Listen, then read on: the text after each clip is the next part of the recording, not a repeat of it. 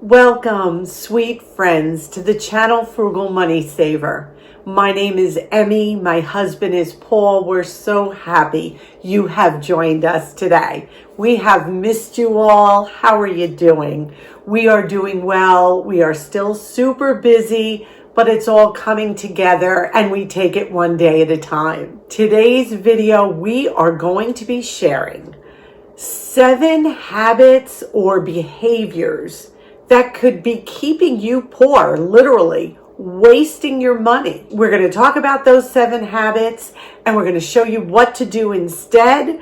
We're also going to get into the kitchen and make something that I don't think we have ever cooked on this channel. And that's saying something. We have literally hundreds of cooking videos. So that's going to be fun. So I want you to sit back, relax. First thing I want you to think about is some of the upcoming goals financially you may have in your life. Are you saving for a new car that you may need? Pay down your mortgage, pay off credit card debt, maybe a special family vacation. Whatever it is, we always have to keep that goal in the forefront of our mind. So as we go about our day-to-day living, we are not throwing money that could be used towards that goal out the window or literally in the garbage. Let's start with the first behavior that could be actually costing you money. Some people are still not grasping. Take it from there and use it over here. What am I talking about? Our homes are filled with decorations, knickknacks, quilts, curtains, blankets, pillows, small pieces of furniture, lamps, so many things that accent our home. What we need to grasp and really implement is take those items from one place and move them somewhere else to refresh your look, to decorate for the holidays, whatever it is. Going out and buying new seasonal decor every season is just a real waste of money. Let me give you a couple of examples of how I do that within our home. It's springtime and I wanted to decorate for Easter. So what did I do? I used what I already had. I used my vintage Pyrex in springtime colors. This candy tree took me through Christmas, Valentine's Day, and now Easter. And that little beehive in the corner are actually vintage measuring cups. In another corner, we are using some of Paul's guitars as decor. I am using my vintage egg holder as a seasonal decoration, along with some ceramic little bunnies, Paul's grandmother's vintage lamp, a flameless candle. These are all items we have had, and they just brighten up this corner. So as you can see, using pieces in your home that could be used for different seasons, switching out pillows, moving small end tables, things like that around, just to accent your look and upgrade it, and it saves you a lot of money. So remember, take from here and use it there. Number 2, not being proactive when it comes to reviewing your bills, reviewing increases that you're seeing in your bills. And let me give you an example. I noticed the other day that our FiOS bill for home internet had jumped to $66. It jumped like $10 in 2 months. I could have just looked at it and said, you know what? It's inflation. Everything is going up. But instead I said, no, I'm going to call them. I want to know what's going on. Why? Why is it jumping like this? So I got on the phone with Verizon FiOS. Lo and behold, they said that I had an older FiOS internet plan. And oh my goodness, they could bring me down to $49.99 for the same speed coming into the house, no lowering of my internet speed, everything stays the same, but I was going to drop almost $20. Now they had this new plan and it locked me in for 2 years at that $49 with no contract, meaning I could stop it at any time. Then at 2 years' time, we would renegotiate and see what the price was then. I just saved ourselves almost $20 a month. Now, that may not seem a lot to you. Think about it when it comes to like food right now. I could take that $20 and buy some good, healthy food with it. Be proactive. Don't just accept, oh, well, everything is going up, so I'm just going to ignore this price increase here. So be proactive with those incoming bills. Number 3. Another behavior that you really have to try to curb is living above your means. We talk about living below your means here all the time on this channel. But what do I mean by stop living above your means? Buying things you know you cannot afford and saying to yourself, I'll deal with that later. Or, oh, I'm sure I'll have the money when those bills come in. No, you won't. Unless you get a huge raise at work, or you win the lottery, or you stop paying one credit card to pay another, you cannot live above your means. You cannot spend more than you take in and say to yourself, I'll just worry about it later. That is literally putting yourself into deeper debt, and you're throwing away money. How are you throwing away money? Your interest charges on paying the bare minimum on your credit cards every month is just wasted money. Buy what you can afford and pay it off at the end of the month, or better yet, pay cash for it.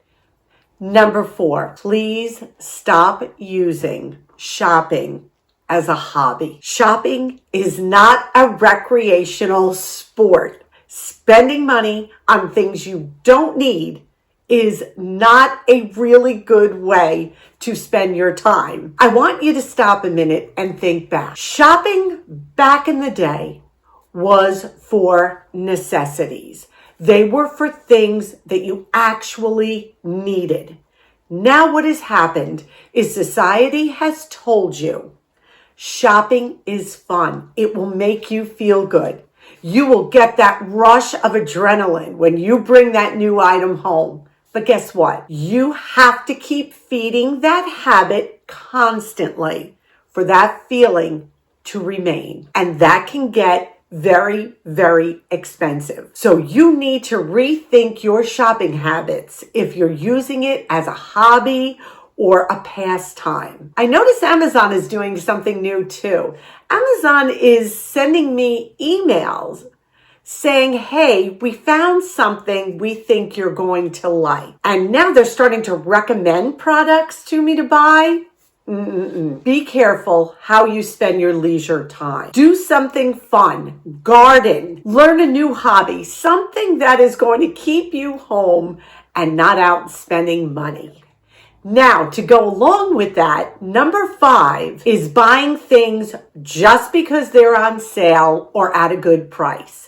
So you're out shopping, having a good time, browsing the store. It's the end of the season and winter coats are on sale. First of all, you have 3 winter coats already in your closet. Let's just put that out there. But you're going to go and just see what the stores have. You find a new beautiful winter coat and it's on sale. Great price. Well, you think to yourself, okay, I'm going to bring this new winter coat home. I'll just get rid of one of my other ones. The problem with that is there anything wrong with the 3 winter coats you already have? Even if you get rid of one, you're still spending extra money that you don't need to spend on something that you don't really need just because it's on sale and it's a good price. Please be aware of this habit.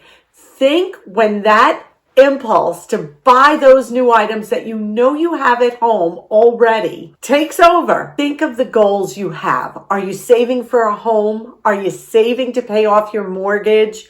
Are you wanting to go on a really special vacation this year? Stop, pause, and think. Don't just buy something because it's on super sale and then justify it by saying, well, I'll get rid of something I already have. Just stop and think before you make that impulse buy on something that you already have.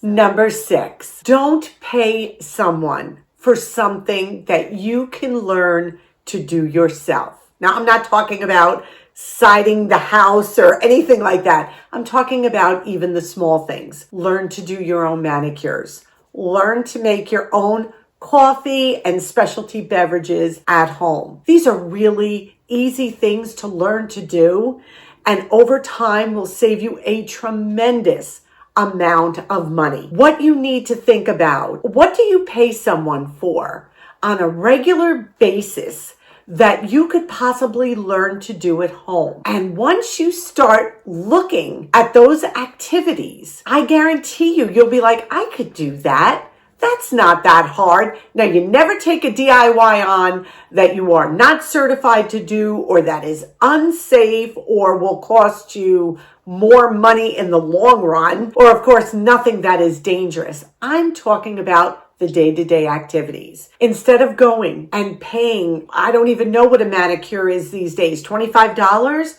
How about just getting even a more expensive brand of polish and doing your nails at home? Even that way, over time, you're going to save a ton of money. Buy a better quality coffee pot if exotic coffees are your passion, and learn how to brew them at home. Over the long run, it'll save you money. You need to start looking at what you're paying other people to do for you and think, hey, can I learn to do that myself? We're just going to give you a quick example of what we're talking about. We know you all love to see our little dog, Dixie Belle. And one of the things we do ourselves is we groom her. We're going to show you her winter coat and now her spring haircut, and how easy it is for us to do this. And it saves us a tremendous amount of money. Now, this may not be for every dog, of course not. We understand this, but this is one thing that we actually can do. Let's turn the camera around and check on Dixie Belle. Here's the before. She's got her winter coat on.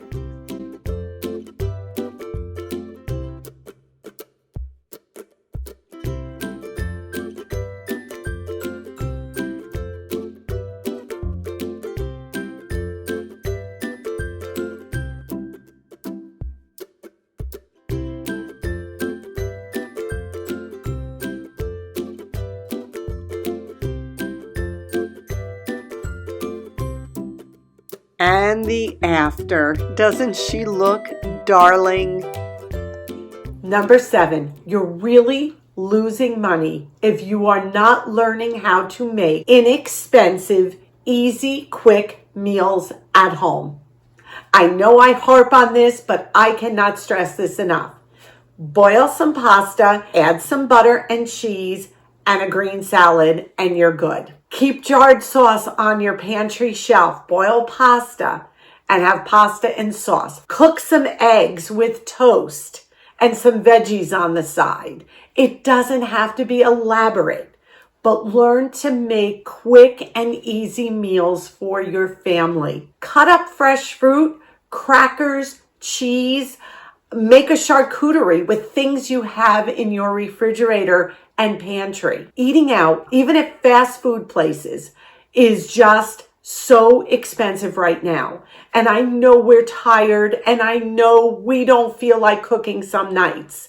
And that's where my frozen pizza comes. Remember my tip, always keep a frozen pizza in the freezer for nights like this. For $6 for a frozen pizza, you make a salad and everybody's happy. Please get a beginner's cookbook if you are anxious about learning how to cook, even a children's cookbook. And I'm not being funny. If you're just starting out, there are some easy, great recipes there for nights when you are hurried or you just don't have the time, or basically you're tired. It happens to all of us. So please learn to just make some quick, easy, delicious meals at home. using pantry and refrigerator ingredients. Take that money that you would have used to eat out and put it towards your goal yet again. We hope these 7 tips were encouraging and motivating.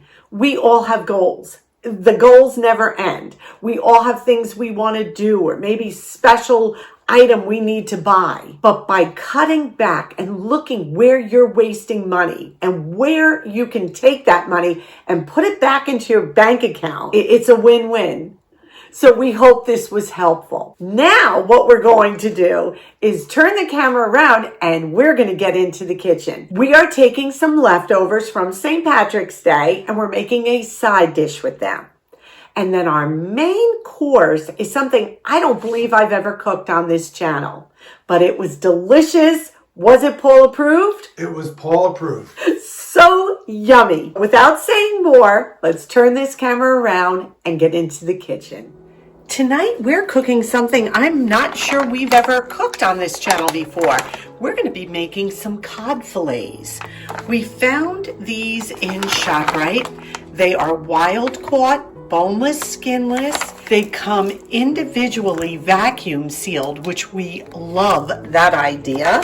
And the only ingredient in this is Atlantic cod. There's no added sodium or sulfites or preservatives. We're going to be making a portion of this tonight. Let's see how this comes out. Here are our super simple ingredients.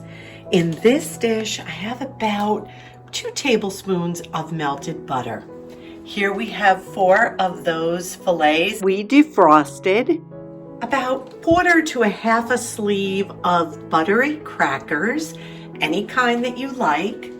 We have some fresh lemon wedges and a little bit of Italian seasoning. That's how easy this is.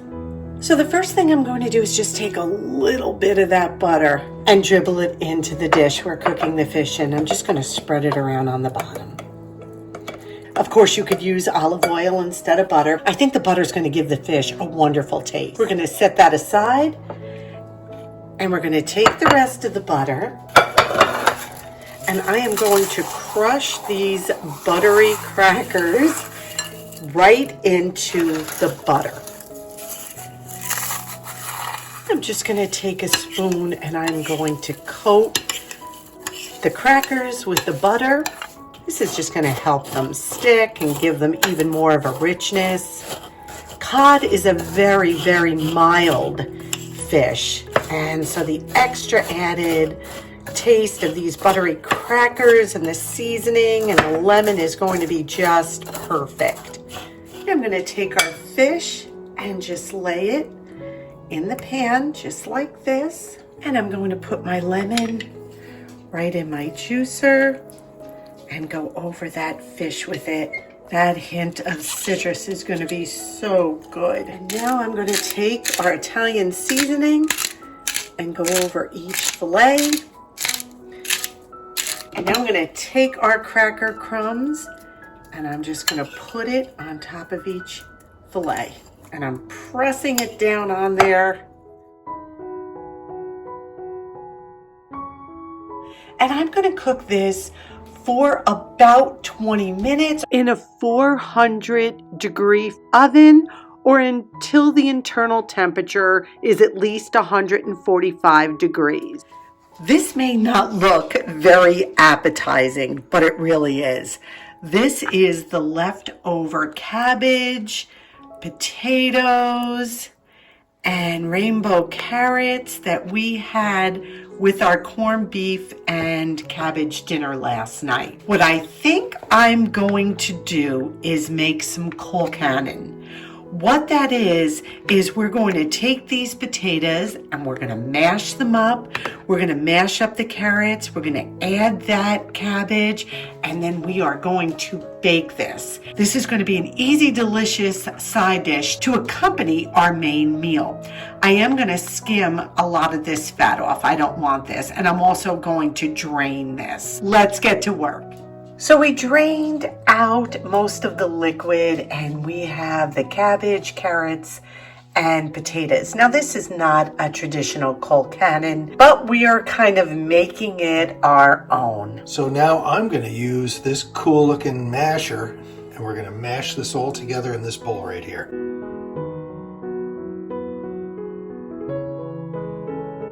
This has got so much flavor because of the corned beef and the pickling spices that were added while it was cooking. We are going to just add a couple pats of butter on top. I took about a teaspoon of butter and sliced it real thin and just laid it on top. I am going to put this in the oven at 400 with the fish for 20 minutes. Everything has finished. The potatoes and the carrots and cabbage were already cooked. They just needed to be heated through. Our fish is done as well, 20 minutes. It looks delicious. What I did was I took a bed of arugula. I love arugula. It has this wonderful peppery taste. And I laid it on the plate. And now I'm just going to take the fish, lay that right on top. I'm going to take a squeeze of fresh lemon, go over that. And that will give a little taste to the arugula as well. Vegetables on the side. This smells so good. Easy, delicious. We're using up leftovers, being creative with what we already have in the house. And I think this is going to be wonderful. We are not big fish eaters. We love seafood, but we don't eat a lot of fish. And I'm not sure why. Because that cod was so good. It was very, very easy, flavorful. And if you don't have those buttery cracker crumbs, use breadcrumbs. Just use some seasoned breadcrumbs. So be creative, make it your own. I will link the original down below, but that recipe was definitely delicious and very Paul approved. Thank you for spending this time with us today. We hope you enjoyed the video. Our question of the day is, what are some of your financial goals that you are looking to save for? Is there anything in particular that you're aiming for? Share it down below with us, because sometimes seeing it on paper and looking at it just solidifies how much we want it. And it will not only encourage us, but our viewers as well. And we thank you as always for that. We ask you to be well. We ask you to be safe. And above all, we wish you blessings.